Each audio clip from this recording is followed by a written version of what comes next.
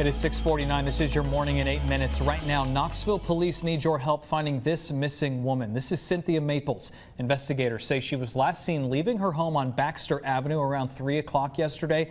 They're not sure which direction she was heading. If you see her, please call 911 immediately. And a Coreyton church is recovering this morning after someone vandalized their pavilion. The church is now out thousands of dollars. Washington Presbyterian Church filed a report with the Knox County Sheriff's Office. This happened Monday night. The pavilion is used for things like weddings, receptions, and birthdays. They plan to use it for Easter this weekend. The vandals didn't steal anything, but they destroyed walls, appliances, and furniture, even toilets. Church leaders tell us they're not sure why anyone would do this. Despite all of this, the church says their plans for Easter Sunday are still on. They didn't take anything. They didn't steal anything. They just damaged everything. So I can't understand that. The church does have insurance. They're hoping that will help with some of these repairs. In Norris, someone stole all of the city's Christmas lights and decorations. The group Norris Shine says nearly 11,000 lights, a Christmas tree, several wreaths, and American flags are all missing from the storage unit they're kept in. If you know anything, call police. New details this morning. Court dates are set for two suspects accused of throwing guns and drugs out of the window during a chase with police. Jeremiah Moore and Jadisha Chantel Blair drove away from police after they tried pulling them over on Martin Mill Pike. Police eventually caught them and found a black bag with weapons and drugs that they threw out of the car during the chase. Moore is due in court tomorrow. Blair will be in court next Tuesday. An internal affairs investigation by the Jefferson County Sheriff's Office is leading to the arrest of two people. Former correctional officer Joshua Pounders charged with bribery and misconduct after investigators say he met an inmate's mother, Tammy Miles, and brought contraband into the Jefferson County Detention Center. Miles is also facing bribery charges. Both are waiting for arraignment in criminal court. And you could be eligible for a $2,500 reward if you know any information about this man. The ATF says he's accused of stealing a gun from the Smoky Mountain Knife Works in February. They say he took a Glock pistol from a display case and left. If you know anything, contact the ATF. We have their contact information in the WVLT News app. Around the nation this morning, you're looking live at New York City as police continue to search for a person of interest in a mass shooting on a subway train in Brooklyn.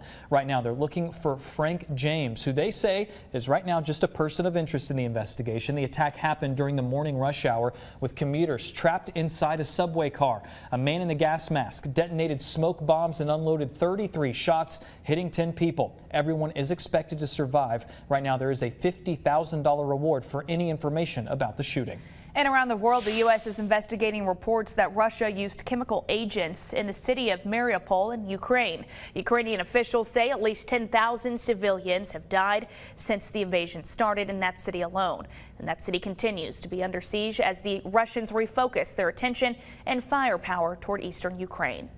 And costs for food, housing, and gasoline driving inflation to its highest level in 40 years. A new government report shows consumer prices jumped 8.5% in March, the fastest inflation rate since 1981. The White House is announcing another plan in hopes of lowering gas prices.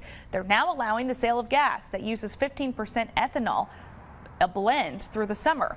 That is normally prohibited in warmer months because the emissions is a concern. Right now, AAA says the average price for a gallon of regular gas in Tennessee is $3.86. Happening today, lawmakers in Kentucky return for one final chance to pass a bill in the Senate that would legalize and tax sports gambling throughout the Commonwealth. They're looking to override Governor Andy Beshear's original veto of the bill. If they get the votes, it'll go through 2 committee meetings before making it to the Senate floor. In Hamilton County, students, you have a new school superintendent. The board voting to make General Arnold Bunch as the next leader of the school district. He's set to start the job in July. General Bunch served in the Air Force since 1984. And you're taking a live look this morning at McGee Tyson Airport as more than 100 veterans are planning to fly to Washington, D.C.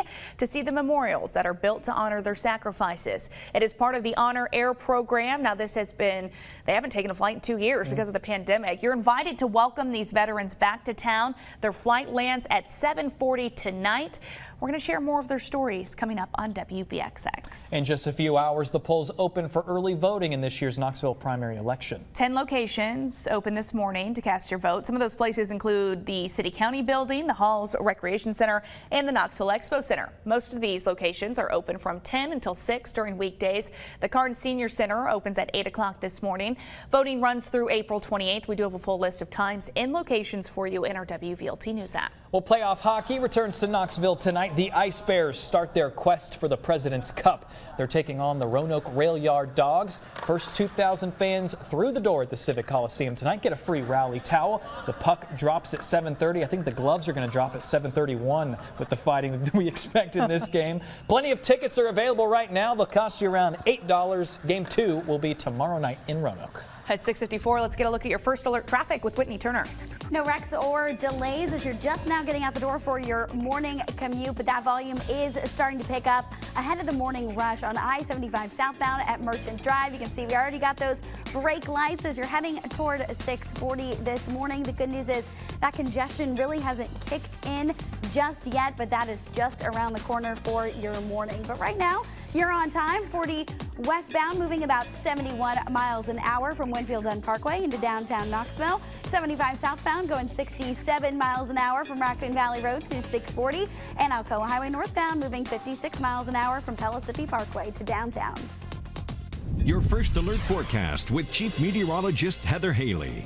Speaking of speed, wind gusts really pick up today. Actually, more breeze right now in the higher elevations. That's where you're catching some of the warmth that'll blow in across the rest of our area, with gusts picking up to 30 to 40 miles per hour on the Plateau to Southern Valley and Smokies, then kind of lifting across northeast Tennessee to far southeastern Kentucky during the afternoon. That'll give you that kind of sudden burst of wind in that 25 to 35 mile per hour range most of the day. It'll stay to 40 plus though in the Smokies. That's why there's a wind advisory in the Smokies until 8 a.m. tomorrow. So that's the difference there. Those winds continue to just ramp up along the mountains with gusts up to 45 miles per hour.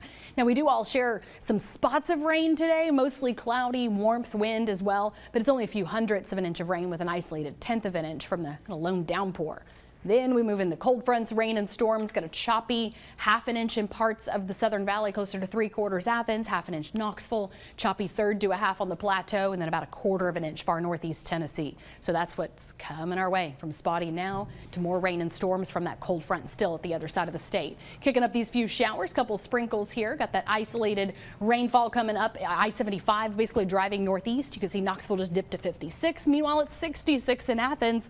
That's the warmth coming up with those few showers. I've actually got the latest track of that coming up on the CW, but meanwhile we can share more warmth as well in that forecast where you live coming up. We're going to feel that 80 today, Heather. All right, thank you. Thank you for watching WVLT. We're headed on over to WBXX. Hope you have a good Wednesday.